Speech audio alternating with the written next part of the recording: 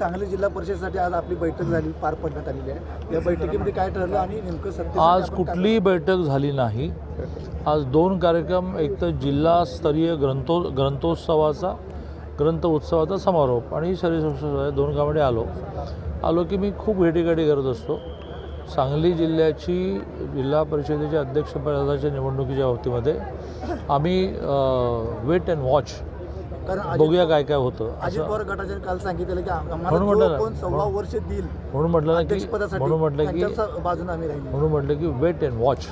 राजकीय त्यामुळे weight and watch भूमिकेमध्ये आम्ही आहोत आणि प्रत्येकाला आपला अध्यक्ष व्हावा आणि आपला पदाधिकारी व्हावा असं वाटणं स्वाभाविक आहे. त्यात चुकीचं काहीच नाही.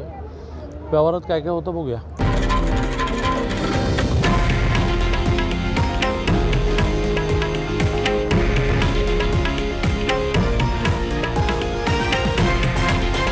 हे आहे देशातील नंबर 1 न्यूज नेटवर्क आणि आपण पाहत आहात TV9 मराठी, एकमेव.